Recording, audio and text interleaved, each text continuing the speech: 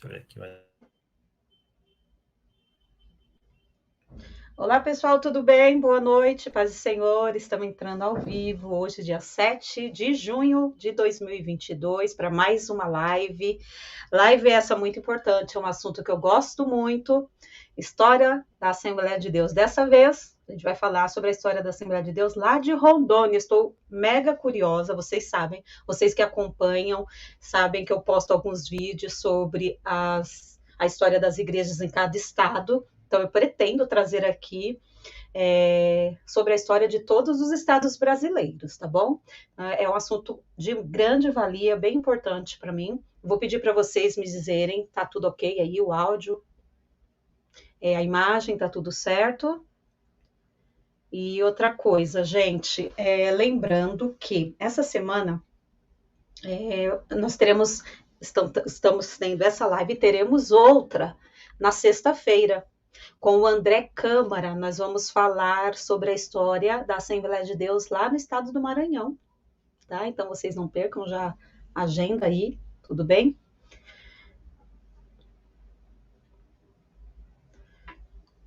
Tudo certo, só um minutinho. E o nosso convidado de hoje, vocês já conhecem, Mário Sérgio Santana. Ele foi o primeiro convidado, né, da nossa live aqui, quando eu comecei a fazer a live, a primeira live lá em março, o Mário participou com a gente. Ele já está aqui conosco. Daqui a pouquinho eu vou abrir a câmera aqui para vocês vê-lo. E se você ainda não é inscrito no canal, se inscreva aí no canal, vai deixando seu comentário, seu curtir, vai deixando suas perguntas. No final, a gente, assim, na medida do possível, ele vai tentar responder para vocês. Se você estiver assistindo no outro dia, no outro horário, no outro ano, seja bem-vindo aqui ao canal. Eu sou a Silvana, para quem não me conhece. Nós estamos também lá no Instagram e no Facebook com o mesmo nome, Diário Pentecostal Historiando, tudo bem? Então, para relembrar quem é o Mário, ele é um escritor, historiador, assembleiano.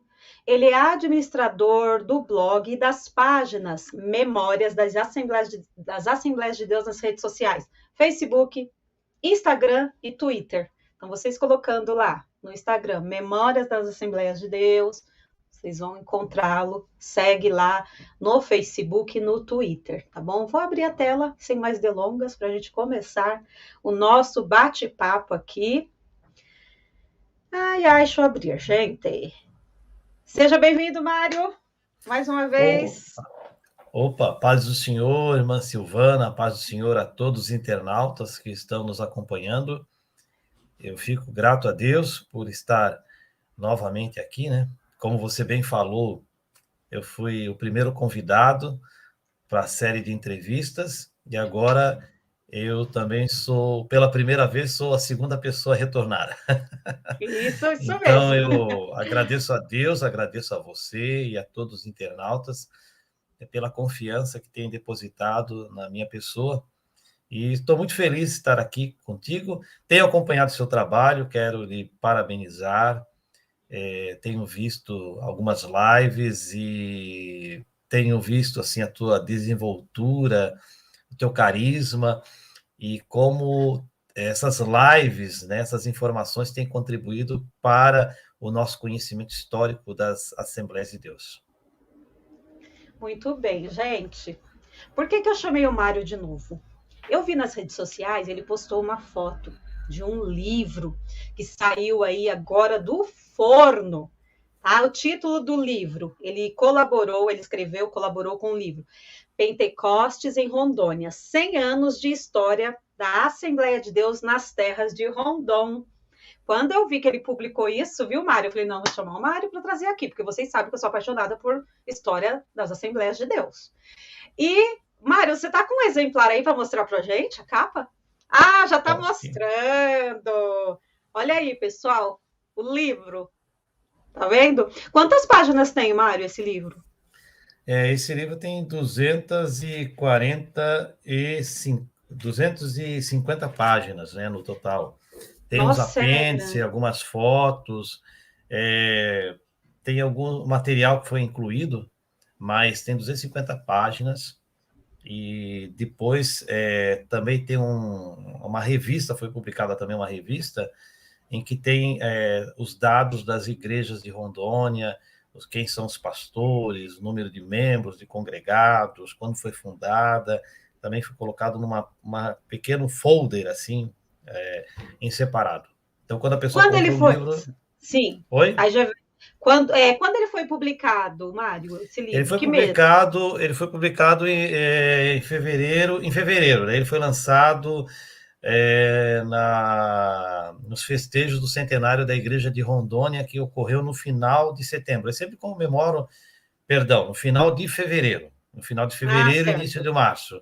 Então, foi enviado para as igrejas para vender, para os membros adquirirem. A mim foi enviado um número de 15 livros também. E só que o livro não, como a gente estava comentando antes, ele não está.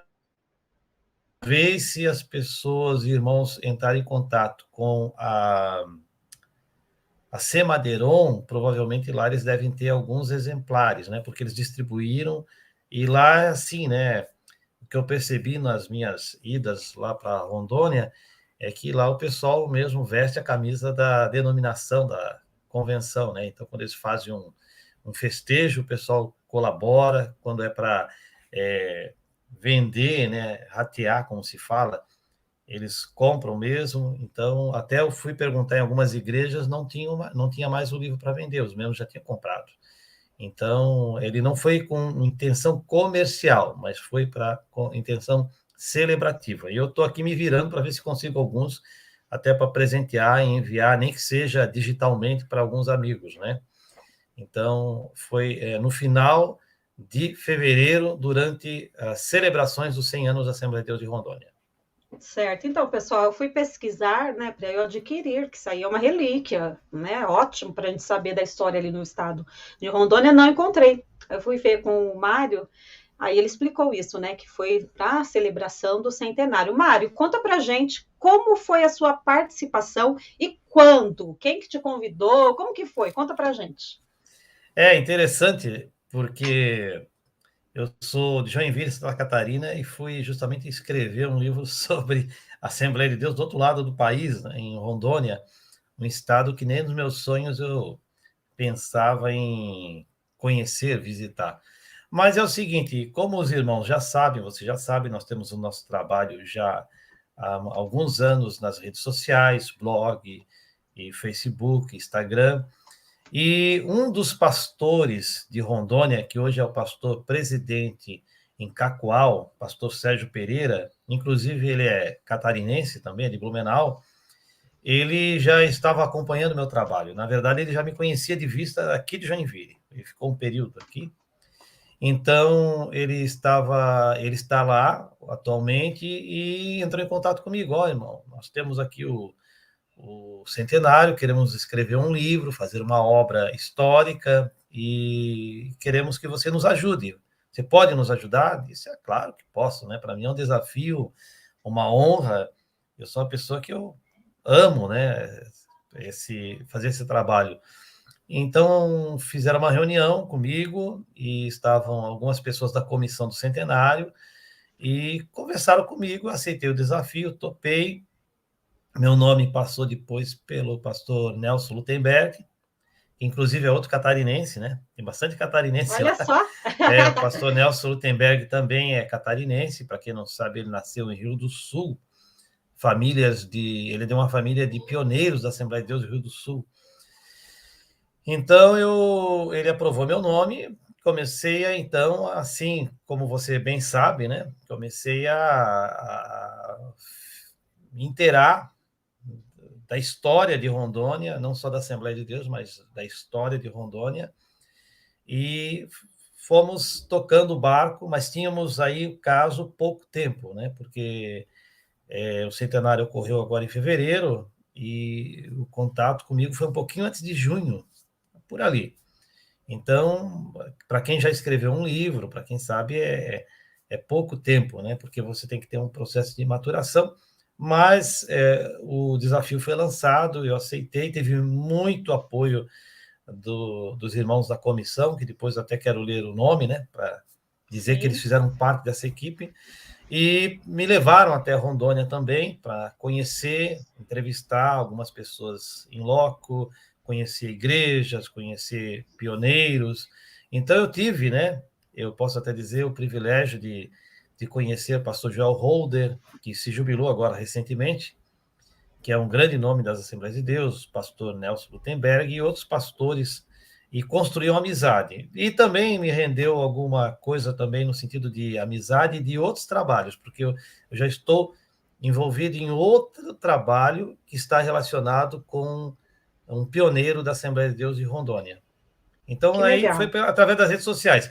É como eu digo, né? A gente não sabe, não tem a dimensão, mas como o trabalho que você faz, inclusive que eu faço na área das fotografias e memórias, como ele vai longe, muita gente nos acompanha e a gente não tem ideia disso. Então, foi o fruto do nosso trabalho, na verdade. Né? Eu tenho que agradecer a todos os administradores também do Memórias da Assembleia de Deus, porque eles estão lá postando e me ajudando, e às vezes moderando comentários, moderando publicações, e temos um trabalho maravilhoso para a glória de Deus. Sim, muito bom mesmo.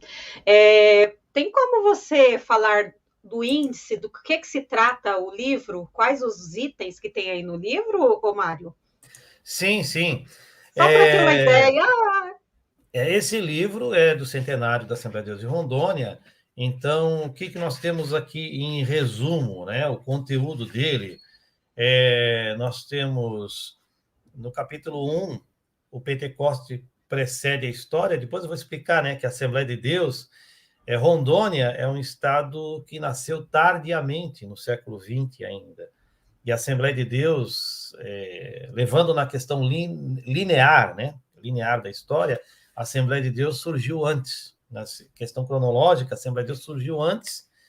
E depois eu vou explicar um pouquinho isso aí, né? Aí, no capítulo 2, fala sobre a chama pentecostal em Cleveland, porque o fundador da Assembleia de Deus de Rondônia foi um norte-americano chamado Paul Ennis. Paul A. Ennis, né? Seria a escrita. E ele era de Cleveland, nos Estados Unidos. Depois, o A. Ennis chega no capítulo 3, está com Berg e Vingre, ele faz um estágio ali em Belém. No capítulo 4 é o início da obra, no capítulo 5 a obra cresce em meio à crise, né, porque houve a crise da borracha após a Segunda Guerra Mundial. No capítulo 6 nós temos os soldados da borracha, e aí vai seguindo a era Severo da Luz, que foi um pastor longevo, e vamos avançando até chegar, né, no ano de 2022, quando a igreja completa 100 anos de história. E antes disso, né, há uma grande transformação no próprio território e na própria igreja, que depois eu vou abordar aqui. Então, seria mais ou menos isso aqui. E depois nós temos um apêndice falando sobre as principais igrejas, e também temos um apêndice falando sobre os pioneiros e a galeria dos pastores presidentes dos campos. Tem bastante fotos?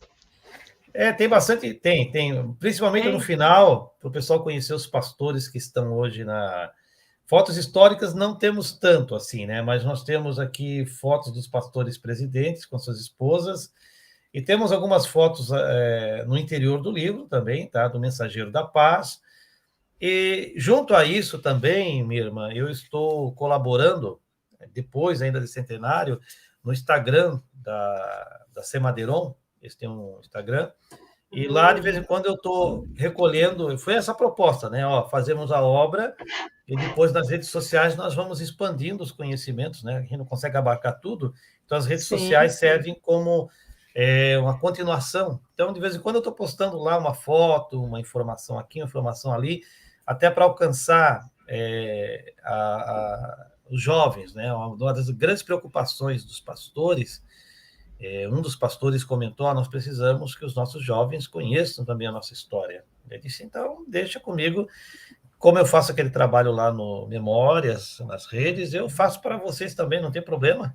Aí, de vez em quando, eu estou garimpando uma foto e estou jogando lá e fazendo esse trabalho, né? Foi uma proposta minha, eu me comprometi, e eu acho que está sendo muito proveitoso. Ótimo. Ô Mário, conta uma coisa. Quantas vezes você foi? Você chegou aí lá em Rondônia, né? Porque eu tinha visto uma foto uma vez que você postou. Você foi uma Sim, única sim. vez ou foi mais vezes? Eu fui uma vez, fiquei uma semana. E como Eu, foi? Você foi levantando material, pesquisa de campo? Como foi esse a processo? proposta foi, eu, minha esposa, né, a Cris. Uhum. Beijo, Cris. Então, ela tá por aqui, tá por aqui. Então, o que aconteceu? Eu estava no meu recesso, né? Eu escrevi nos meus finais de semana e à noite, né? Que eu posso escrever.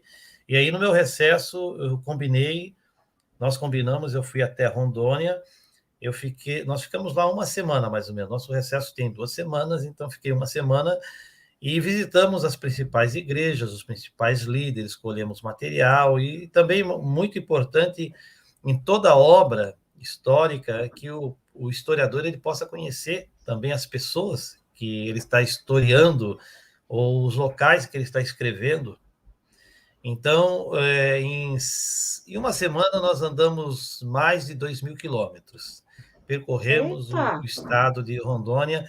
Aí foi designado o pastor Robson Pereira e mais um jovem lá, um jovem presbítero Eudes.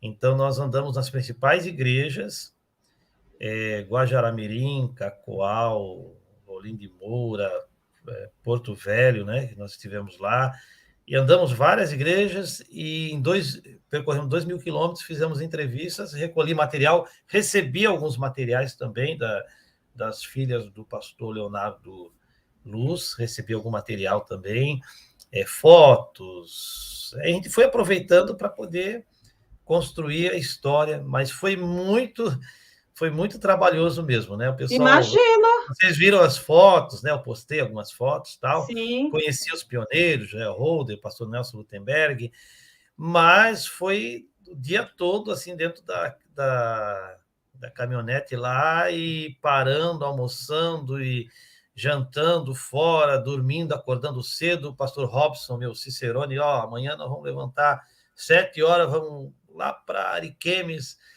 e levantávamos sabe, deu uma canseira enorme, mas valeu a pena, né?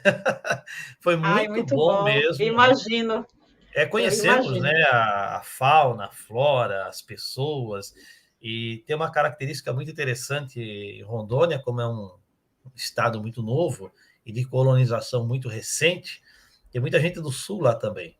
Tem muita gente do sul, né? Que Muitas pessoas incrível. do Paraná. Isso aí eu vou abordar um pouquinho mais lá na frente. Aham. Até isso reflete na própria composição do ministério, durante e agora, né? Veja bem, nós temos o pastor presidente da convenção lá, ele é um catarinense, criado praticamente no Paraná, pastor Sérgio Pereira, que está em Cacoal, ele era aqui de Blumenau, passou por Joinville, o pastor de Ariquemes era de Pernambuco. É muito interessante assim a composição social e Sim, as origens dos membros. muito bem. Ô, Mário, eu vou te pedir para a gente fazer um pouquinho diferente do combinado. Eu vou Sim, pedir para você ir discorrendo, tá bom? Que eu quero, é como se fosse uma aula, eu quero parar aqui sim, e ouvir. Você fique à certo. vontade, vai no seu, como você achar melhor, contando para a gente lá desde quando começou, lá nas terras de Rondon. Aí vai contando Sim. para a gente até a atualidade. Eu vou aqui anotar tudo. Ah, Fique à sim, sobre a vontade. Assembleia de Deus. E é o Isso. seguinte, tá? O atual estado de Rondônia está localizado na chamada Amazônia Ocidental. Mas até 1943, se não me foge a mente, a gente escreve, eu não sou muito bom de data, né? Mas tudo bem. Sim. Até a década de 40, no governo Vargas, não havia o estado de Rondônia, não havia nada. As duas cidades que deram início ao estado ou seja, ou melhor, o território federal do Guaporé, não era Rondônia, né? Território federal do Guaporé. As duas cidades que deram início a esse território, que o governo Vargas criou até, por vários motivos, né? Um dos motivos foi justamente proteção das fronteiras. Porto Velho e Guajará-Mirim eram de estados diferentes. Porto Velho era propriedade, né, no caso, ficava localizado era pertencente ao Amazonas, estado do Amazonas, e Guajará-Mirim, estado do Mato Grosso, Então, o que o governo Vargas fez, né? Resolveu desmembrar e juntar. Tirou Porto Velho do Amazonas, da Amazônia Ocidental, e Guajará-Mirim do Mato Grosso, que era só Mato Grosso, né? Não tinha nem Mato Grosso do Sul, não tinha nada, era só Mato Grosso. Quem olha os mapas do Brasil antigo vai ver que o Mato Grosso era, eu acho que era o maior país, o maior estado em extensão. E formaram o território federal do Guaporé. Houve muita, eu até li, houve muita chiadeira do Mato Grosso, porque, na verdade, o Mato Grosso que ficou perdendo mais território, né? O Amazonas não ficou tanto, mas o Mato Grosso teve uma parte considerável retirada. Se formou o território nacional, federal do Guaporé. Isso foi na década de 40. Antes disso, a Assembleia de Deus já tinha surgido em 1911 em Belém do Pará, já tinha chegado em 14 ou 15 ali em Manaus. Então, a igreja a igreja de Porto Velho tinha sido fundada em 1922.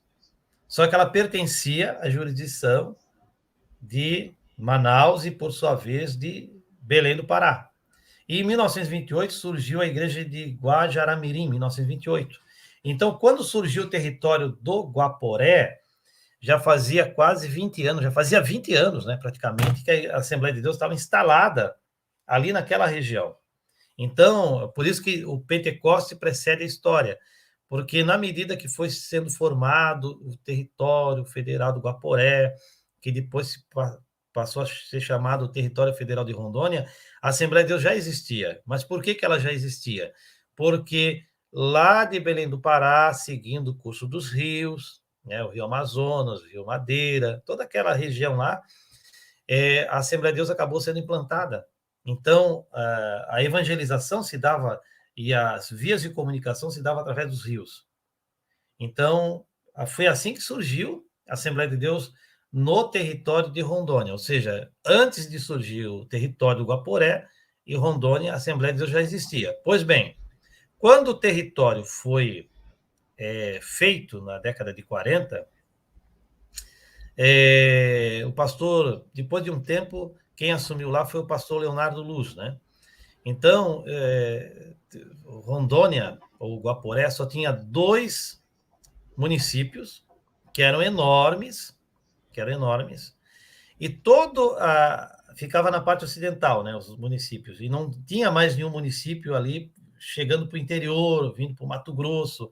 O que havia lá é que, bem no início do século, o Marechal Cândido Rondon, ele instalou, né, uma linha telegráfica que saía de Cuiabá até Porto Velho, até aquela região da Amazônia Ocidental, e ele fez aquela picada e botou as linhas telegráficas, e cada lugar que ele ia, mais ou menos ali, eles colocavam lá um posto avançado da telegrafia, alguém tinha que cuidar. Então, havia, no estado de Rondônia, as cidades, Guajará-Mirim e Porto Velho, mas havia alguns povoados onde havia muitos indígenas, muitas tribos indígenas, o território ocupado por eles, mas a civilização europeia tinha somente um pessoal lá do posto de telegráfico que ficava por ali.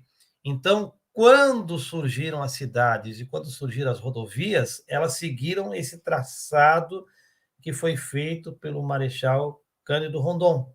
É por isso que Rondônia leva o nome dele, porque quando ele morreu na década de 50, eles resolveram homenagear ele porque ele se tornou assim, um grande bandeirante, até porque ele tinha uma filosofia de não matar os indígenas, né, de ter uma paz, né, uma civilidade com os indígenas. E a igreja, ela ficou, aí eu quero falar para ti que a igreja ela ficou assim, naquele núcleo, Porto Velho, Guajará-Mirim, ali naquela região da Amazônia Ocidental. A comunicação se dava somente através de Manaus, Belém, naquela região lá ao norte. poucos povoados. As cidades que surgiram depois, eu acho que até a década de 60 só surgiu mais ou menos 5 cidades, pelo que eu pesquisei. Foi muitas décadas. E a igreja ela foi crescendo, mas se limitando mais àquela região ocidental. Só que quando chegou o governo do Juscelino Kubitschek, e a partir do Juscelino Kubitschek, né? E depois veio os governos militares, eles resolveram tirar a Amazônia, aquela região, do isolamento. Então, o que eles fizeram? Construir estradas. Até a proposta do Juscelino era justamente essa, né? Construir estradas, incentivar a indústria automobilística. O que aconteceu? Eles abriram a BR 029, que hoje é 364, que ligava o Mato Grosso, passava pelo território de Rondônia, chegava até Porto Velho. Então, essa BR, essa rodovia, tirou Rondônia definitivamente do isolamento. Ao mesmo tempo que abriu essa rodovia, minha irmã e meus irmãos, e já estava tendo um problema de crise, né? Crise econômica, crise de terras, falta de terras no centro-sul do Brasil. Então, essa ligação com o estado de Rondônia, ao tirar Rondônia do isolamento, também propiciou, foi uma válvula de escape, porque tinha muitos colonos sem terras no Paraná, Santa Catarina, Paraná, ali naquela região de Minas Gerais. Então, o pessoal foi em massa para Rondônia, porque o governo, depois, o governo militar, né, através do INCRA, fez uma propaganda muito grande, que Rondônia seria o novo Eldorado, que estava dando terra, e realmente estavam dando terras. No princípio, davam terras. Aí o pessoal foi para lá desmatar, vencer as matas, vencer as dificuldades, vencer a malária. E com isso, com essa migração em massa, porque se você olhar nos gráficos do IBGE, você vai ver que dobrou, né? Dobrou a população de Rondônia em pouco tempo, porque as cidades iam surgir no meio da floresta. Aqueles pequenos postos telegráficos, eles iam sendo cada vez mais ao redor, ia sendo tomado por habitantes, e cidades iam sendo abertas, pontes construídas, que até eu digo no livro que as cidades brotavam no meio da selva, né? Você via os clarões, e sem infraestrutura nenhuma, nada, não tinha uma delegacia, não tinha um hospital, não tinha uma escola, só que chegavam os crentes também, muitos crentes. E aí é uma questão interessante de Rondônia, porque sempre a igreja está na frente das instituições, né? Porque não havia Estado de Rondônia, não havia o território federal do Guaporé. Aí a Assembleia de Deus já estava lá. Mas quando começa a colonização, forte colonização, a partir da década de 70, que as cidades surgem assim do nada, surgem no meio da selva, as igrejas também vão surgindo antes de qualquer coisa, porque começa a chegar muito crente. E chegam muitos crentes e também chegam muitos obreiros, né? Porque eu até fiz um levantamento agora recente, porque esse pastor que eu estou pesquisando a vida dele, pastor Neles dos Santos, ele é mineiro, é capixaba, é mineiro, mas ele morou no Paraná. Daí do Paraná ele foi para o Mato Grosso, do Mato Grosso ele foi para Rondônia. E aí eu fiz um levantamento, como eu tinha feito umas pesquisas, assim, conversado com muitos obreiros que foram para lá nessa época também passaram pelo Paraná, né? Se a gente for ver, assim, de obreiro que passou pelo Paraná, ou é paranaense, que está lá, é uma coisa, assim, incrível. Então, as igrejas foram surgindo, os pastores chegaram a me dizer, né? Os pastores lá que eram veteranos, a gente tem a oportunidade de conhecer muitos pastores que deram origem ali, né? Que iniciaram, eles falaram assim, irmão, vinha crente de tudo que é lugar do Brasil, carta de recomendação, carta de mudança, aliás, né? Carta de mudança de tudo que é lugar do Brasil, vinho de ônibus, pau de arara, vinho de carro, vinho de caminhão, vinho de qualquer... E as igrejas começaram aí, a partir da década de 70, junto com a expansão do Estado, porque se tirou Rondônia do isolamento, começou a surgir as cidades como Cacoal, Ariquemes, Presidente Médici, Rolim de Moura, elas foram surgindo nesse momento. Então, junto com as cidades foram surgindo as igrejas, quer dizer, as vilas, né? Junto com as vilas surgiam as igrejas, as vilas se tornavam distritos, e as igrejas iam crescendo, e aí surgiu as cidades, as igrejas estavam lá, e aí isso fez com que a igreja de Rondônia ela tivesse um grande boom, né? Eu até digo assim, ó, até o cinquentenário da Assembleia de Deus de Rondônia foi em 72. Até o cinquentenário nós temos praticamente um perfil da igreja, né? Nós temos um perfil. O pastor Leonardo Luz é o líder de Porto Velho, assim, como é que eu posso dizer, a influência da igreja de Porto Velho, do Amazonas. Depois da década de 70 em diante, você vai ter um outro perfil, você vai ter obreiros vindo de fora, e isso vai influenciar, Silvana, eclesiasticamente, né, do ponto de vista ministerial, na própria formação da convenção hoje, né? Porque você vê que agora o pastor Nelson Lutemberg ele está em Porto Velho, porque o pastor Joel Holder se jubilou, mas você vê que no meio eclesiástico, há um predomínio, né, do interior sobre a capital, na convenção. Então, é uma coisa bem interessante, né, que os pastores das cidades surgidas muito depois, os ministros das cidades que surgiram há 50 anos, eles estão assim muito mais atuantes em evidência na convenção estadual do que o pessoal da capital, né? Porque geralmente numa convenção nos estados do Nordeste é a capital que acaba dominando a cena. E lá em Rondônia você vê assim, a capital é importante, o pastor da capital é importante, diga-se de passagem, né? É o maior número de crentes, o maior número de obreiros, mas assim, na questão da convenção, o interior é que acaba tendo uma evidência maior. Que interessante, viu? E vamos falar do segundo centenário, Mário? Ah, não, antes disso, não. Quem foi esse pastor Paul Enns? Como que fala o nome Paul dele? Enns, eu não sei se essa é a A pronúncia, né? pronúncia eu Paul não sei Enns, também. Paul Enns, né? Qual o papel dele em Paul tudo isso? Enns.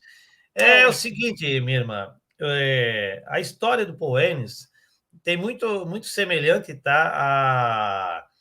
Muito semelhante à história de Daniel Berg e Gunnar Wingre. Só que Daniel Berg e Gunnar Wingre, eles eram suecos, passaram lá por Chicago e vieram para 1911. Mas se a gente for ver ali, o avivamento da Rua Azusa, em 1906, se espalhou por todo o território dos Estados Unidos. E aí, bem no início do século, se formou a Assembleia de Deus em Cleveland, né, que é uma região ali dos Grandes Lagos, foge a mente, e ali nasceu e cresceu o fundador da Assembleia de Deus em Rondônia, o Paul Enns. Ele era um jovem, ele acabou se convertendo na Assembleia de Deus. A Assembleia de Deus foi fundada bem no início do século, e como falam os livros de história, é uma realidade, havia um grande fervor, uma grande assim chamada missionária, os jovens se colocavam à disposição para ir para os lugares mais longínquos, porque se Jesus está voltando, temos que pregar o evangelho a toda criatura para que Jesus volte, né? E aí o que aconteceu? Ele teve a chamada para a América do Sul, né? Ele teve essa forte chamada para as terras abandonadas da América do Sul. Aí tem aquela questão. Ele sentiu essa chamada, essa revelação, mas provavelmente ele conhecia mais ou menos a história da Amazônia. Isso é certo, porque eu fui pesquisar que em Cleveland havia 3 indústrias automobilísticas e elas precisavam de borracha, né? Pneu de borracha. E nesse momento, um dos grandes exportadores de borracha, talvez seria o principal ainda, era justamente a região da Amazônia, justamente a região de Porto Velho, porque Porto Velho, nesse momento, durante o período da Primeira Guerra Mundial e depois na Segunda Guerra Mundial, houve assim um crescimento forte devido à produção da borracha daquela região. Então, Paul Enns se colocou à disposição da igreja, aí foi aquela história, eles prometeram ajudar, não ajudaram, é que nem mais ou menos Daniel Bergo na Vingra, ele veio sem apoio institucional, ele veio assim com a esposa, a Edna, ele veio assim com a fé, com a coragem, aí ele passou lá numa cidade, deram uma oferta para ele, que deu certinho para ele vir, e é interessante que daí ele se instalou em Belém. Então, na carta que ele enviou lá para o jornal, ele não fala em Daniel Bergo na Vingre, assim, pelo menos. Só que ele fala que ele falou com o missionário, os missionários ele foi aprender o português, aí até ele fala algo interessante, que ele já era comerciante em Cleveland e ele tinha um certo domínio do espanhol. Ele disse que não foi difícil aprender o português porque ele já conhecia o espanhol. E ele foi visitar algumas igrejas, ele parece que estava lá numa congregação e ele ficou assim, olha, estou bem aqui, é por aqui mesmo. Aí um dos missionários falou para ele, não sei se foi o Berg, o Vingre, o Nilson, falou assim, ó, não, irmão, aqui não é o lugar para você ficar, não. Você vai lá para o interior, você vai, diz que ele orou e o Senhor mostrou para ele Porto Velho. Aí ele foi para Porto Velho.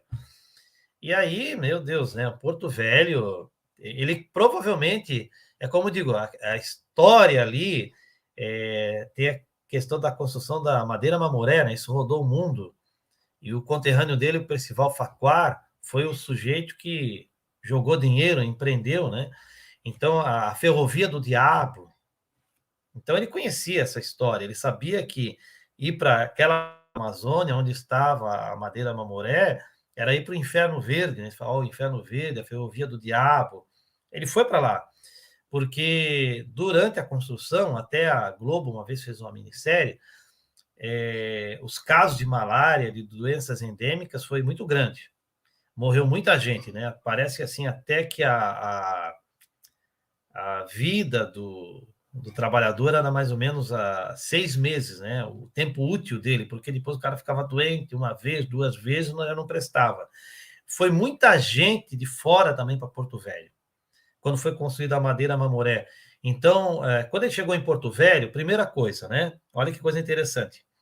Ele foi para lá, ele provavelmente já conhecia essa história, já rodou o mundo. Quando ele chegou em Porto Velho, muitas pessoas sabiam falar inglês, então já deu para ele se virar. Por quê? Foi muita gente da ilha de Barbados, né, que era uma ex-colônia inglesa. Então, essas pessoas, esses afrodescendentes, esses ex-escravos, inclusive o pastor Joel Holder, ele é um descendente. A avó dele, né, os avós deles eram dessa região de Barbados. Até tem uma coisa interessante, que a avó do pastor Joel Holder, ela falava inglês, né? Então, há um caso lá de uma pesquisadora que foi na casa da mãe do pastor Joel Holder, conheceu a avó dele, e ela se surpreendeu que aquela senhora negra, assim, a pessoa anciã, sabia falar inglês, né? Daí você fica pensando, poxa, mas como é que a pessoa sabe falar inglês? É que justamente ela veio de Barbados, então a família do Joel Holder tem uma grande raiz ali. Então, o Paul Ennis chegou em Porto Velho, teve que se adaptar ao clima, ficou doente de malária, teve vários problemas. Só que quando ele chegou lá, já havia um crente também lá, que é o José Marcelino. O José Marcelino era um pintor de paredes, tinha vindo de Belém do Pará e já estava evangelizando lá a região. Já estava evangelizando, pregando. Aí, quando chegou o Paul Ennis organizou, fez o batismo em águas, e esse batismo foi... Eles não têm a data precisa, mas foi final de fevereiro, 22, 28 de fevereiro de 1922. Por isso que eles comemoram sempre final de fevereiro, o centenário, as outras datas que são marcantes. Então, ele começou o trabalho lá, tá? Tempos depois, aí foi aquela questão, né? Os rios ajudavam, até hoje, né? Os rios ajudavam na evangelização, a ferrovia. Então, por onde passava a ferrovia, havia ali um local, um acampamento, onde havia uma vila, ele parava para pregar. E até que depois fundaram a igreja em Guajará-Mirim. Então, ele iniciou, mas ele ficou assim, ele não ficou 2, 3 anos lá. Ele acabou voltando para os Estados Unidos. É uma coisa interessante, né, minha irmã? Daí eu fui pesquisar Aí o Google ajuda bastante, fui daqui, fui dali, fui... até a gente vai várias vezes nos sites e volta até para confirmar a informação. No Mensageiro da Paz, ou foi no... Não, foi no Boa Semente. Ele voltou para os Estados Unidos e a mulher dele teve um filho lá, o Kenneth Aenes. Aí fui pesquisar. O Kenneth Aenes, né? Olha só, ele nasceu em 23, 24, por aí. Depois que a família voltou, ele cresceu e ele foi um combatente da Segunda Guerra Mundial, né? Ele foi um combatente da Segunda Guerra Mundial e faleceu ali nos anos 90. Então, achei bem interessante, porque a história da família, né? Ele veio de pioneirismo, né? Ele veio para cá com a esposa, depois o filho nasceu, depois ele retornou e o filho dele acabou sendo um combatente da Segunda Guerra Mundial e faleceu mais ou menos nos anos 90. Então começou o Paul Ennis. Depois, outros obreiros nativos foram pregando, se desenvolvendo. Até eu vou falar uma coisa para ti, até falei numa outra live. Grandes lideranças da Assembleia de Deus passaram por Porto Velho, aquela região. Então, um exemplo, o pastor Túlio Barros, né? O pastor Túlio Barros, ele foi pastor de Guajará-Mirim. Não sabia, não. Muitos anos passados. Depois ele foi missionário na Bolívia, ele foi pastor... ele foi pastor em Guajará-Mirim, o sogro dele, Joviniano Lobato, também, que foi um pastor muito conhecido, foi pastor em Guajará-Mirim. O pastor Antônio Dionísio, que hoje está em Campo Grande, ele foi pastor em Porto Velho, na década de 80, ele foi pastor em Porto Velho. O pastor Leonardo Luz, né, que foi pastor 30 anos lá, foi do Conselho Administrativo, foi pastor em Porto Velho. Então, você vê alguns nomes, assim, assembleanos conhecidos que passaram por lá. O pastor Alcebiades, né, teve muito presente naquela região. O missionário Nelos Nelson também, como ele... Aquela região, mesmo tendo criado a igreja, o território do Guaporé, sendo um outro território, mas a jurisdição estava ainda sobre Belém.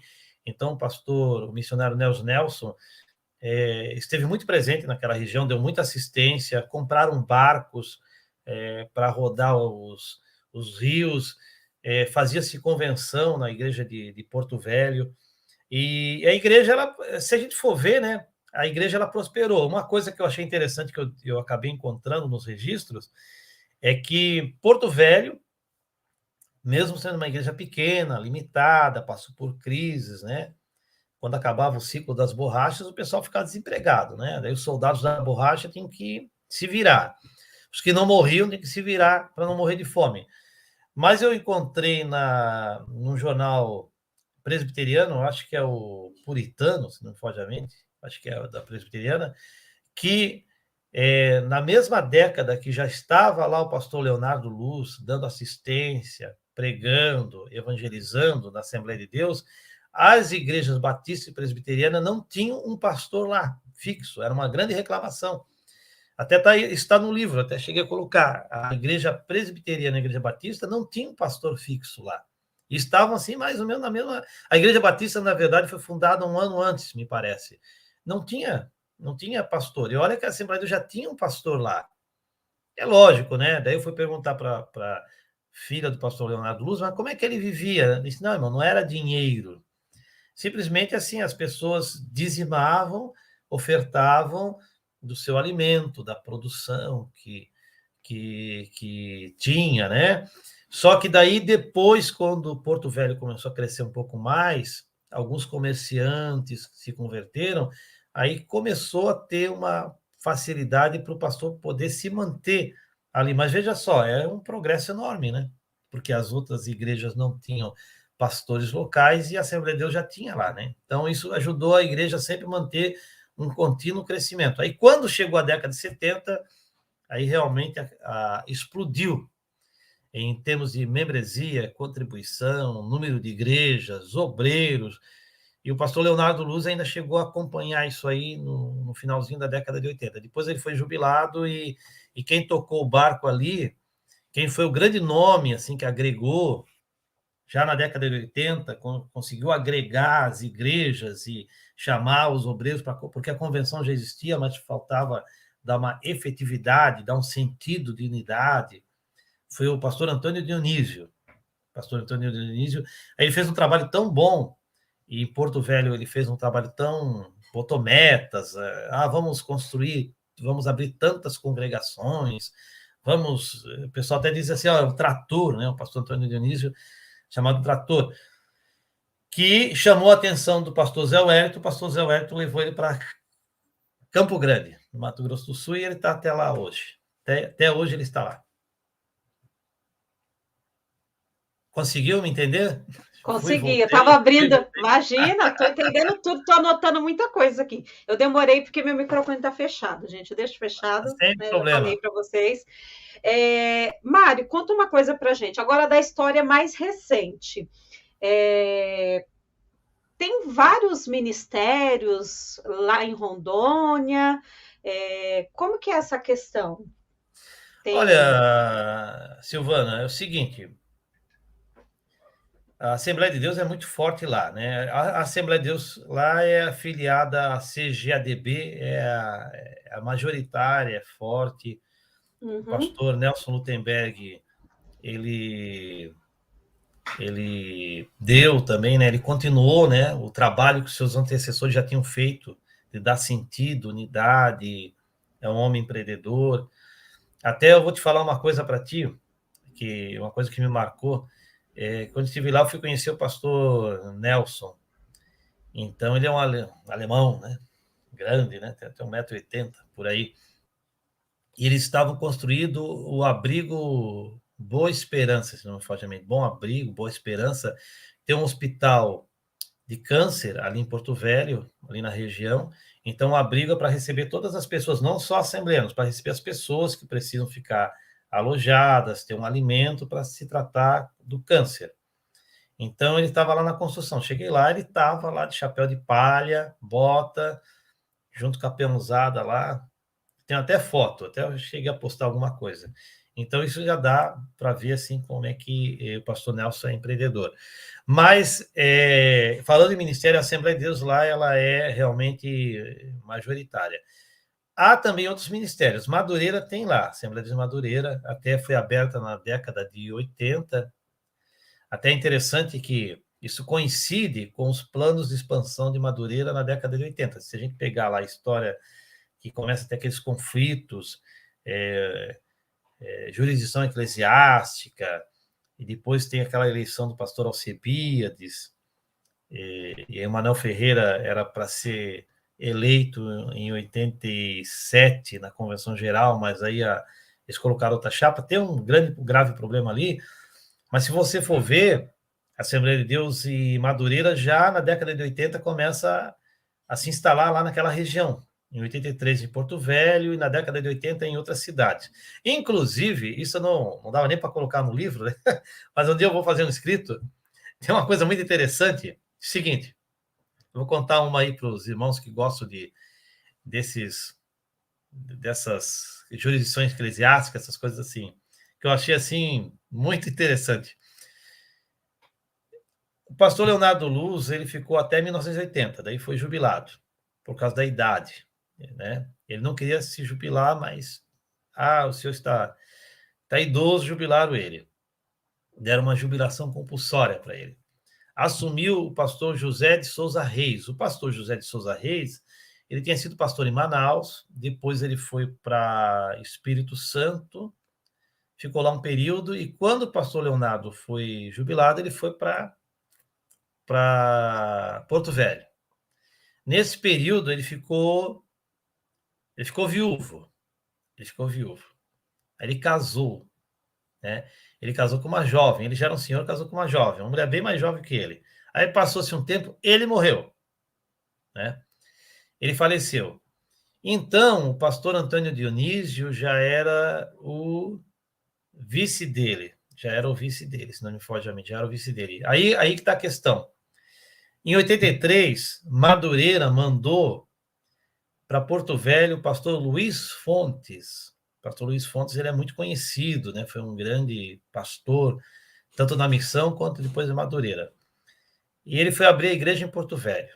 E quando teve a posse de pastor, um faleceu, outro foi assumir, provavelmente eles convidaram o presidente da convenção geral para dar posse para o pastor. Aí o pastor Manuel Ferreira não foi, mas ele designou quem? Ele designou o Luiz Fontes.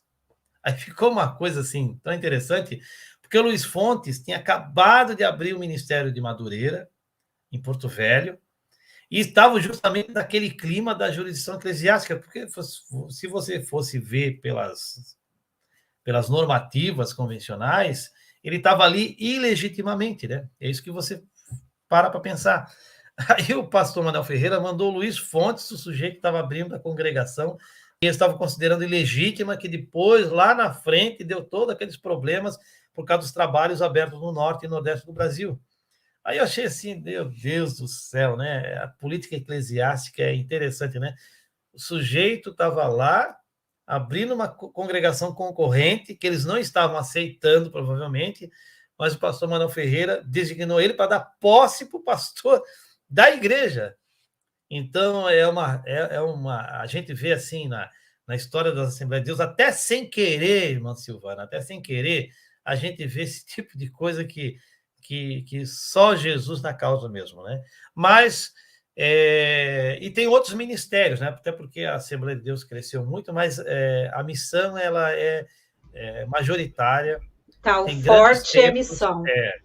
E eu vou falar uma coisa para você, irmã Silvana, algo que eu falei aqui, o que a gente nota principalmente nessas igrejas abertas a oeste, né, no caso de Rondônia, ali com Mato Grosso, mais ligados ali naquela região, a capacidade de organização e de empreendedorismo deles. Eu vou citar um exemplo eu vou dar um exemplo bem claro. Há igrejas quase que centenárias, com 90, 100 anos ou mais de 100 anos, que não tem uma escola confessional como a igreja de Cacoal tem. A igreja de Cacoal tem 50 anos. 50 anos. Mas eles têm uma escola chamada Daniel Berg, que está anexa ao templo, coladinha, que é uma escola evangélica, usa o material positivo, né? Mas é uma escola... Mas a escola lá tem assim, é grandiosa, mas a igreja não tem 50 anos agora. E tem o quê? Eu acho que eu vi ali, tinha 5 mil membros, 3 mil congregados. Então, são igrejas menores, de cidades menores, mas só que é aquilo que a gente vê. Eles resolveram investir na educação, num colégio evangélico. E tem grandes ministérios que não têm. Então, você vê que há uma vontade de empreender, de fazer a diferença. Claro, não há perfeição, mas você vê, esse trabalho social do Bom Abrigo é um trabalho que foi feito por essas igrejas que surgiram, em grande parte, né, lógico, por essas igrejas que surgiram há pouco tempo. Então, você vê, às vezes, convenções maiores, ministérios grandiosos, com suntuosos templos, mas não tem o que eles têm lá na questão da educação. Escola dominical é muito forte, eles investem muito em alojamento, em condições físicas, né, salas de aula para os alunos. A igreja de Cacoal, que eu fiz o levantamento e as entrevistas, a igreja sede tinha mais de 1.000 alunos, né, matriculados. Incrível. Então, isso que eu percebi muito claramente, né? Um diferencial, né? Diferencial, mãos à obra. E tem uma outra coisa também que eu gostaria de destacar. Há um sentimento muito grande de progredir, isso eu percebi claramente, progredir, mas respeitando os que já fizeram, os que já fizeram no passado. Então, eles avançam, progridem, mas sempre respeitando aqueles irmãos pioneiros, né? Sempre considerando, sempre mencionando, sempre visitando, ajudando. Então, eles têm essa questão assim, vamos progredir, mas não vamos progredir os que fizeram, não, agora não vale mais nada. Não, eles têm um respeito muito grande pelos obreiros que passaram, pelos obreiros que estiveram lá fazendo a obra. Há um cuidado muito grande nesse sentido. Então, esse é o perfil. E outra questão que eu falei, né, do perfil muita gente do sul, do sudeste lá, né? Você encontra rondonienses, né, natos também, lógico, a gente encontra, mas você conversando assim, eu estava lá em Ariquemes, aí me levaram lá para uma reunião para conversar com os irmãos, aí já chegou, você é de Joinville? Eu tenho uma irmã lá que mora em Joinville. Lá em cima, né?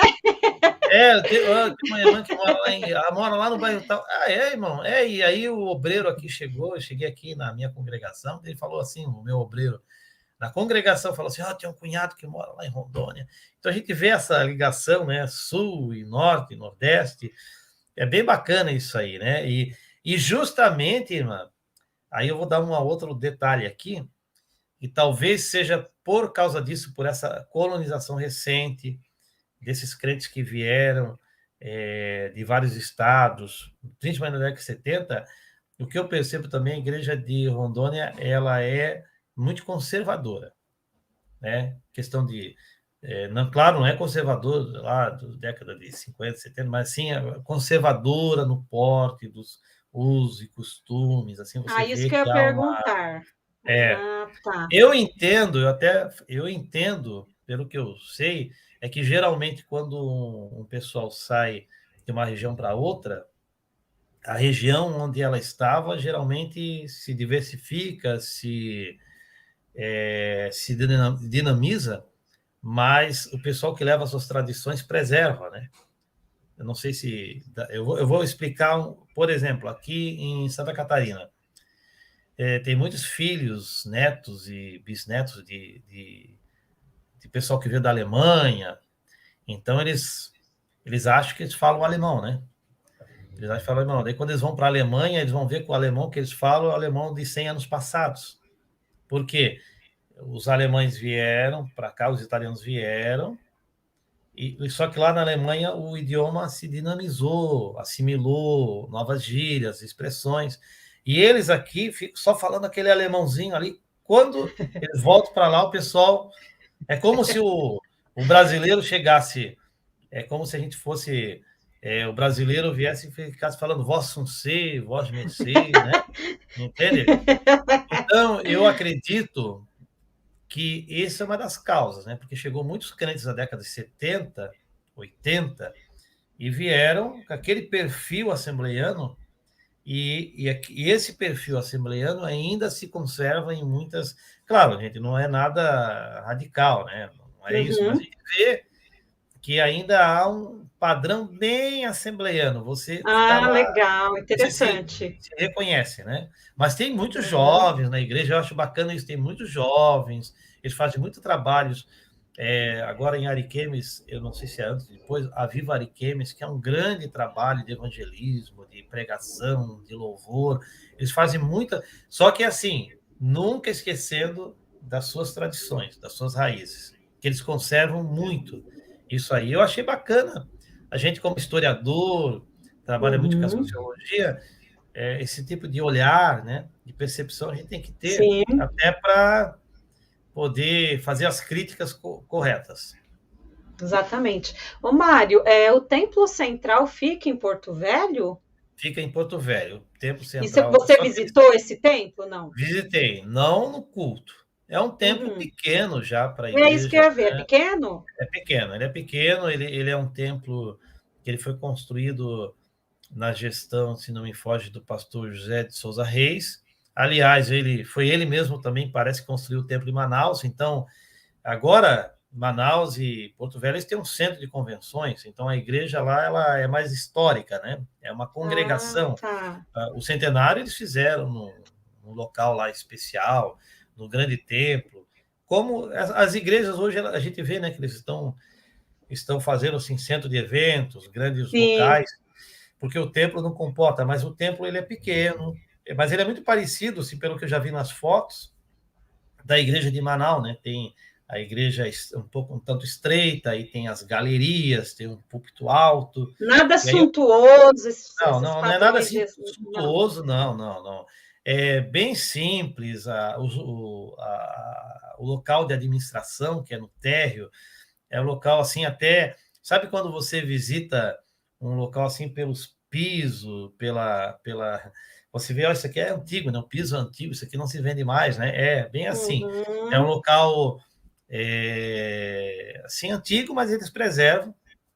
Aí tem a casa pastoral na frente, mas eles também têm um outro local que é o centro de missões, onde é um lugar muito apropriado para convenções ou para reuniões Eles têm convencionais. editora?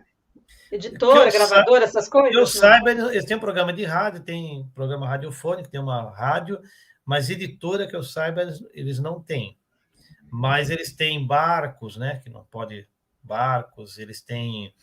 É interessante que a gente passeou muito lá. Pastor, agora eu não sei, vai vir outra administração, mas o pastor João Holder, ele tem uma preferência, carros da igreja, por Kombi, né? Kombi. Então a igreja tem algumas Kombis lá. Então lá é muito quente, muito quente. Então eles pegaram as Kombis, eles adaptaram gás, né? Kombi a gás. Então, para você entrar e ter um ar refrigerado. Só que daí você sabe que o gás, ele tira a potência do motor, né? Ele fica, Mas estava fresquinho. Mas estava fresquinho. Mas é bem interessante. Agora, sim, as igrejas lá do outro lado, né? Aquelas igrejas que vão lá para o lado do Ariquemes, Cacoal, Vilhena, já são tempos modernos, né? Já é um outro... Você vê assim, já é um templo moderno, instalações grandiosas, funcionais. A escola Daniel Berg do lado é uma escola grande, com bastante sala. É de ensino fundamental, Mário? É de ensino fundamental e médio, né? Que interessante. E outra, é bem interessante também, que alguns alunos ali da escola Daniel Berg, inclusive uma neta do pastor Nelson, passaram nos vestibulares para medicina, veterinária. Tá lá. Eles têm um ensino... É aquela questão, né? Tem um ensino científico, né? Sem perder de lado a questão da fé, né? Do devocional. Mas eu gostei muito do que vi. Tudo isso construíram em menos de 50 anos. Então, é isso que eu fico pensando, né? Eles fazem bons investimentos, né? Com o que Fazem bom realmente investimento. É o querer, é o necessário. focar, né? Porque a grande crítica que se faz, assim, ó, eu não sei se já comentei com você, mas eu já escrevi algo no blog. A discussão sobre o ensino nas Assembleias de Deus e ser sua própria rede de ensino já é da década de 50, dentro das Assembleias de Deus. A Seara, Mensageiro da Paz, mas principalmente a Seara, já colocava, olha, a Assembleia de Deus e o problema educacional. Então, os pastores, alguns líderes falavam assim, ó, nós somos uma igreja que já deveríamos estar trabalhando na questão de ter uma rede de escolas e ter uma... só que a Assembleia de Deus, até pela sua questão administrativa, que cada um cuida do seu quinhão, né? Então, acaba não se unindo e fazendo uma rede maior. E nós estamos atrasados. Aí, quando a gente pega uma igreja, vai no norte, nordeste, ou qualquer igreja, como aqui em Joinville também tem, né? Nós temos aqui o SEDUC, que é administrado Sim. ali pelo Clayton. É um avanço enorme, porque, como volto a citar, nós temos grandes ministérios, igrejas muito grandes, que simplesmente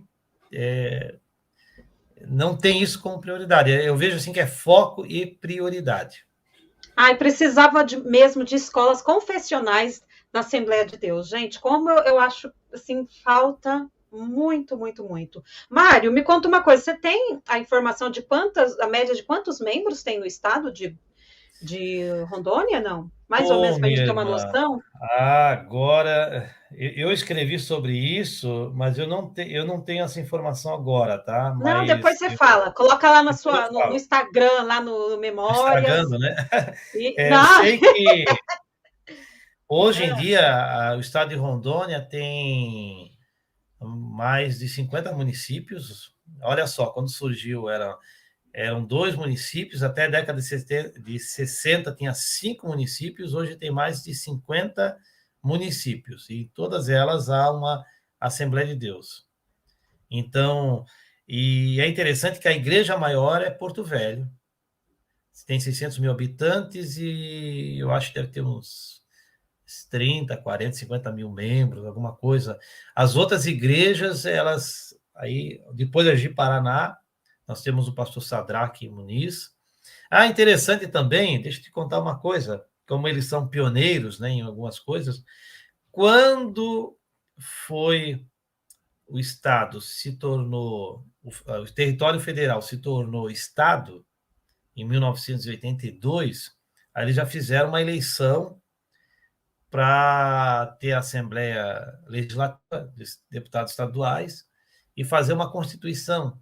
Ali, em 82, eles já elegeram 2 deputados estaduais. Já elegeram 2. Aliás, um deles é justamente o pastor de Ji-Paraná, o pastor Sadraque Muniz. Ele foi um dos primeiros deputados estaduais, foi um constituinte estadual, ele e outro irmão lá. Aí eu até entrevistei o pastor Sadraque, e ele é mineiro, passou pelo Paraná, foi para Ji-Paraná, foi comerciante, até interessante, eu vendi isso, até cosmético ele vendeu, né? Ele disse que ele vendia cosmético, e começou a trabalhar como líder sindical. Então, eu achei interessante a história dele, é muito interessante. Aí, e começou a trabalhar como líder sindical. E ele era afiliado ao MDB. E eu disse para o pastor Sadraque, o senhor é afiliado ao MDB e tal, mas o pastor aqui da época não achava ruim, não, assim, o senhor está na política e tal. Disse, não, irmão, aqui a gente não tinha esse problema, não, porque era um Estado que estava em construção, os sindicatos em construção, e aí ele foi pegando, ele se tornou advogado, aí foi pegando o jeito da coisa, aí na primeira legislatura teve 2 deputados estaduais por Rondônia. Então, enquanto que Santa Catarina, que a igreja é muito mais antiga, né, mais consolidada há muito mais tempo, só em 1986, e tem estados que só depois. Então, a gente vê assim que eles têm um pioneirismo, uma desenvoltura até nessa área, né? Eu achei muito interessante isso aí. São bem atuantes, comprometidos, muitas né? histórias, muitas. Quer dizer, toda igreja, toda denominação tem muitas histórias, mas eu vi essa atuação interessante. E outra coisa também, que eu vou falar agora também, que eu lembrei, é o seguinte: por que eu digo que o pastor Antônio Dionísio ele consolidou a convenção? Porque como a região, nós temos a região ocidental, deixa eu ver, a oeste e a leste. Então, essa região das igrejas que Cacoal, Ariquemes, de Paraná, Rolim de Moura, Jaru, né? Essas igrejas ali estão mais próximas à região do Mato Grosso. Os pastores daquela região estavam mais ligados ministerialmente ao Belenzinho.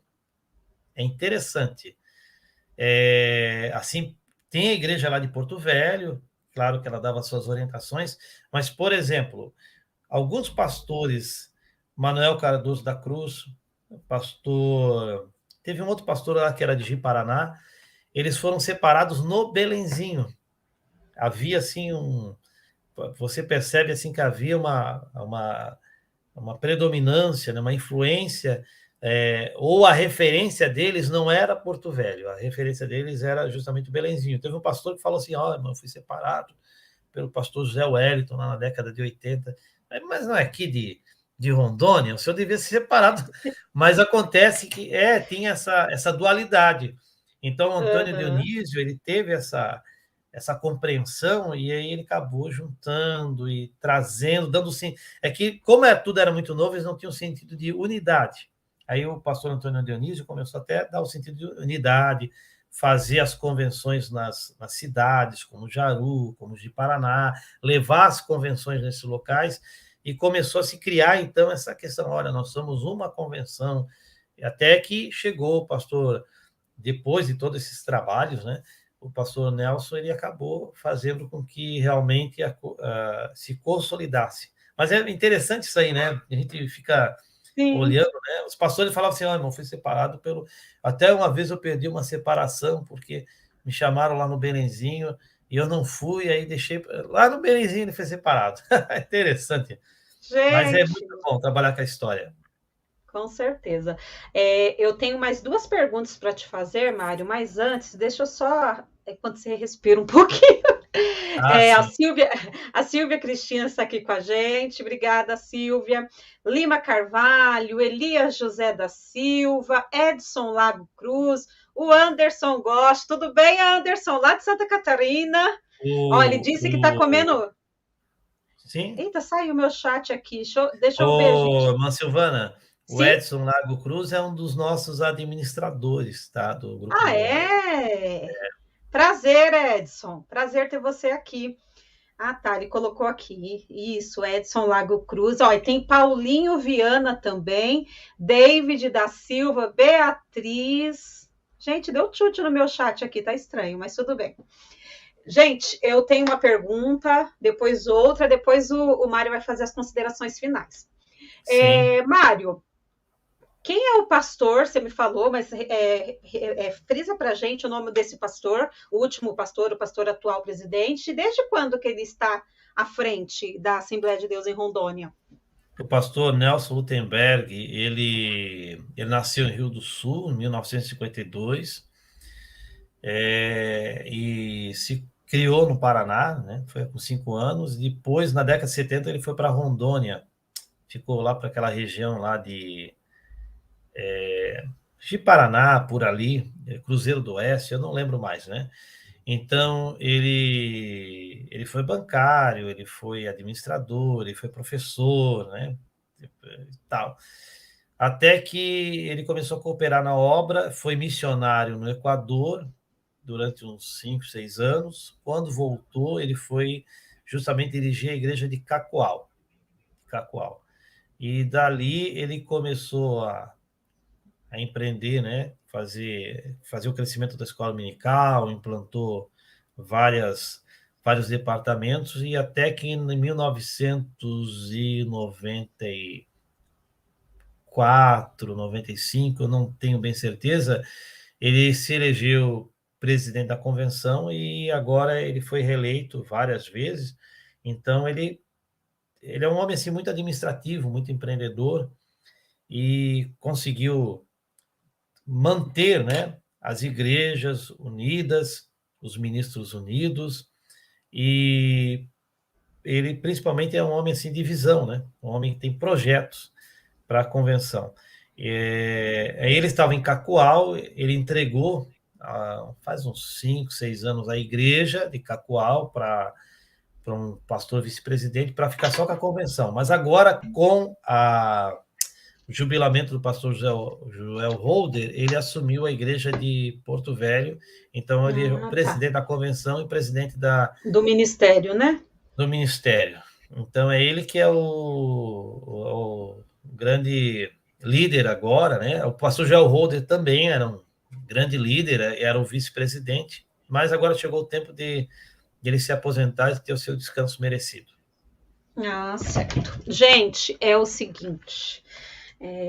Vocês pensam que não ia faltar as perguntas? Umas perguntas mais assim, mais polêmicas, eu deixei para o Sim, final. pode perguntar, pode perguntar. Mário, como em todos os lugares, todas as igrejas, todas as instituições na sociedade, tem seus problemas. Na igreja de Rondônia, teve alguma cisão, alguma divisão, alguma polêmica que você pode contar para a gente? Ah, sim, tá. A polêmica forte que teve foi a jubilação do pastor Leonardo da Luz na década de 80. Ele foi pastor desde 1953, ficou 27 anos lá, né? 27 anos. Uhum. Então ele já estava com 80 anos e um grupo de obreiros achou por bem jubilá-lo. Aí ele não queria, né? Obviamente ele percebeu que era algo que não partia dele a jubilação, né? Partia de pessoas que achavam. Aí um dos motes, né? É que ele já era um senhor de 80 anos, e assim por diante e tal. Então isso aí causou uma polêmica muito grande, um desgosto. é muito grande para a família, né? Você conversa com a família, você vê, né, que não foi bem aceito, né? Me parece, mas como todo caso polêmico, ele é repleto de histórias, né, periféricas, de diz que diz, né? Sim. Então, uma das coisas que comentaram é porque um filho dele, ele fez 50 anos de casado, aí um dos filhos dele não era da denominação, foi lá e fez o casamento, só que fez assim, ele era de outra denominação religiosa, evangélica, mas ele fez paramentado, não tem umas igrejas que usam, parece um sacerdote católico, aí aquilo Sim. ali na época, né, irmão, vamos pensar, né, na época deu um bafafá, Escandalizou. escandalizou. Então, isso é uma das coisas que eles me contaram, né? Pode ter Uhum. sido isso aí também, né? Então, juntou a fome com a vontade de comer. Então, e outra Aproveitar e questão, jubilar. e outra questão interessante é que não sabia é que quando o pastor Antônio Dionísio ele foi convidado pelo pastor José Wellington para subir Campo Grande, ele foi assumir Campo Grande e assumiu. Só que ele não tinha largado a igreja de Porto Velho, né? Aí ele ficou uns meses assim, me parece, meio em banho-maria, ele com a igreja de Campo Grande e com a igreja de Porto Velho, assim, Eita! até que, porque na verdade ele queria deixar o pastor Joel Holder, deixar o pastor Joel Holder, então ele teve que, né, dar um tempo, ó, eu largo a igreja, mas tem que ser para o pastor Holder, né? Então, mas isso Eita! parece que sim, foi um tempo, assim, foi um tempo de meses, assim, 5 meses, que teve esse problema. E outra questão também foi que o pastor Holder era para ter se jubilado durante lá a pandemia, né? Faz mais de um ano ele era para ter se jubilado. E eles tinham indicado o pastor de Vilhena. Estava tudo certo, estava anunciado, tudo. Só que daí houve um movimento interno da diretoria e parece que é uma questão estatutária e, no final, o dia da posse, toda aquela transição acabou não dando certo. Não dando certo, né? Não Porque jubilou, então. ele acabou não jubilando, ele ficou mais 1 ano, 2 anos, até que agora ele foi jubilado. Mas houve, Ah, assim, certo. houve uma questão estatutária. Só que trouxe-se um certo desconforto, Sim. porque a igreja de Porto Velho é a maior igreja e a diretoria ali parece que se colocou contra aquela jubilação naquele momento. É isso que eu sei, assim, de casos assim. Tá bom, tá ótimo. Tem que faz parte, né, gente? Faz parte, né? Isso Faz aí parte. são coisas que acontecem em todos os Exatamente. Nada ministérios, novo debaixo do sol. são todos Nada novo. seres humanos, né? Exatamente. Ó, a Kelly está com a gente. Kelly, tudo bem? Prazer. Eu vou passar agora para o Mário, nosso convidado, fazer as considerações finais, falar das redes sociais, onde o pessoal pode te encontrar. Fique à vontade, Mário. Olha, irmã Silvana, assim que eu puder, eu vou te enviar isso aqui, né? Nem que seja em digitalizado, tá bom? Para você, Obrigada, para agradecida. você ter, né? É que eu também Sim, estou por tendo favor. dificuldade para entregar Sim, alguns. eu espero. Então, eu quero agradecer pelo convite, pela paciência dos internautas e a sua paciência em me ouvir. Fico muito feliz de estar nesse espaço, honrado. Sempre que eu posso, eu sempre estou te assistindo, acompanhando.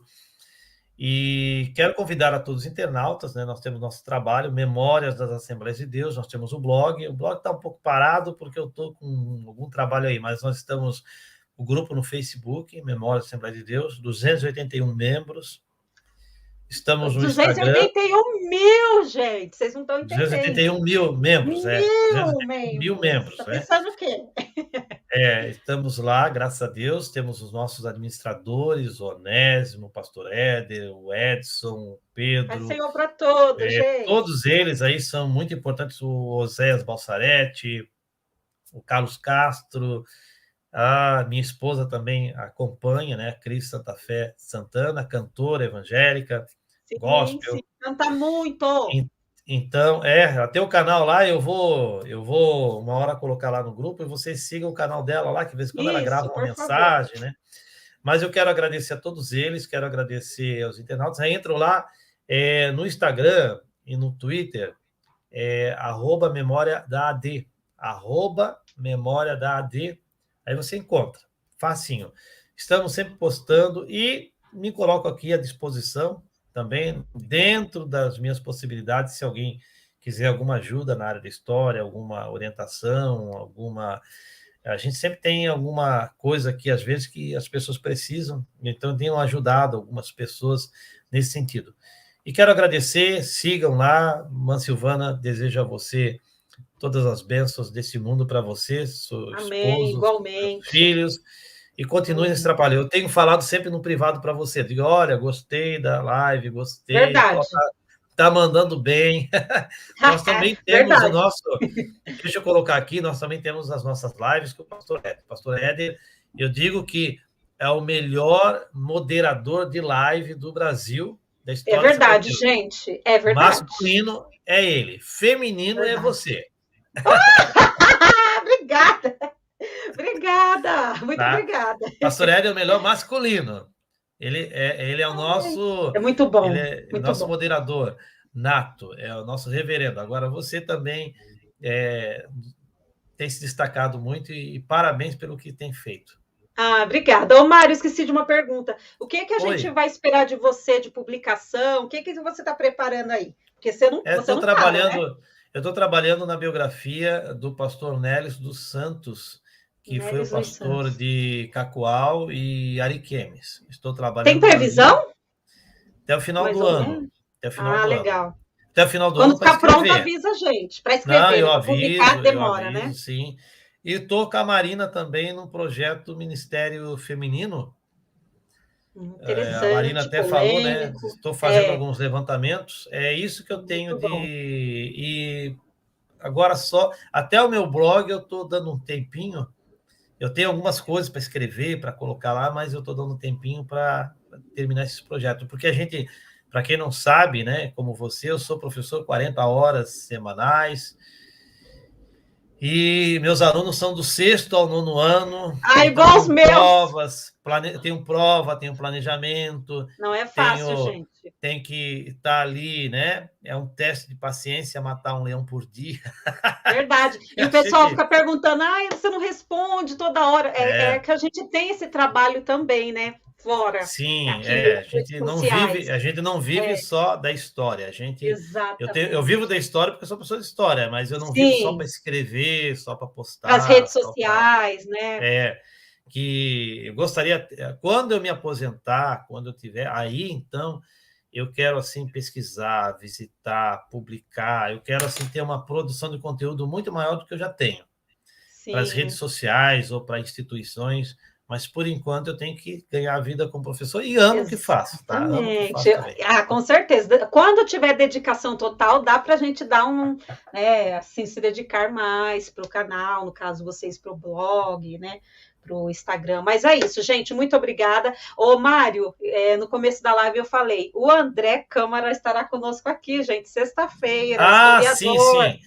Maravilha. Olha, o pastor André Câmara, lá do Maranhão, o homem, ele tem uma produção historiográfica muito grande, documentos. Se não me engano, tem 5 livros, né, publicados.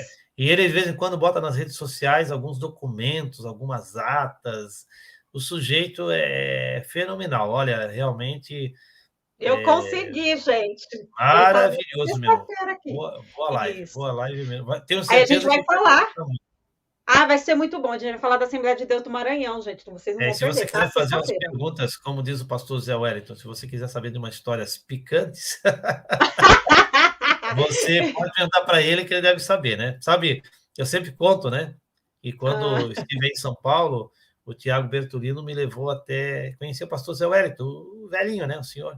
Aí o Tiago já acompanhava o meu trabalho, e ele foi falar assim, pastor Zé Wellington, tem aqui esse rapaz aqui, ele tem um blog com histórias, assim, picantes, assim, até engraçado, estava o Maxwell comigo, picantes. Aí o pastor Zé Wellington pastor Zé falou assim: ah, eu também conheço umas histórias picantes da igreja. Aí eu pensei, como ele deve conhecer. Aí o Com Maxwell Fajardo estava comigo. Aí depois o Maxwell vinha falando assim, puxa vida, rapaz, será que esse homem conhece tanta história picante assim? Então, ficou, né? Vai fazer uma pergunta picante lá pro André. Pode deixar, vou anotar aqui. Ô, Mário, falando nisso, o Thiago Bertolini é da minha igreja. É da tua igreja? Nós somos Tá em do mesmo Paulista, né? setor. Tá em Paulista, nós Gente somos da boa mesma demais, gente igreja. boa. Gente boa. Abraço, Thiago. Gente, mano. Tiago, Deus te abençoe, viu? Estarei em São Paulo aí, tá? Em Aí a gente julho, se se vê. Deus quiser. Vou fazer umas Fazer um visitas tour aí. aqui. A gente pode ir lá Fazer um na igreja tour. do Ipiranga para você ver. Não sei se você já foi ou não foi. Não, no Ipiranga eu não fui. Eu fui no Templo Novo do Templo muito Belenzinho. bom. Eu quero visitar aí talvez eu dê uma passadinha em Santos também. Santos, eu Vamos ver. pensei nisso. Santos, a do Quero chegar em Brás Santos. lá, Debras. Até, Sim, até, sim. até o Templo de Salomão. Bonito lá. O Templo de Interessante Salomão de tive se na ver. frente, só não entrei, né? Ah, Mas tá. Eu também ainda não entrei, pretendo, gente. Eu moro aqui pertinho, mas não é fácil, a vida é é, corrida. Mas tá ótimo, gente. Muito obrigada. Obrigada, Mário. Muito obrigada mesmo. Eu sei que foi um esforço aqui para você estar aqui, que você é bem ocupado. Obrigada a todos aí que estão no chat falando com a gente. Quem não falou no chat, mas está assistindo a gente, muito obrigada. Se inscreva aí no canal, deixa seu comentário, segue a gente lá no Instagram, no Facebook, Diário Pentecostal Historiando. E até sexta-feira. Deus abençoe, Mário. Deus amém, abençoe, Deus abençoe. pessoal. Até Obrigado. uma próxima. Fique com Até a Deus. próxima.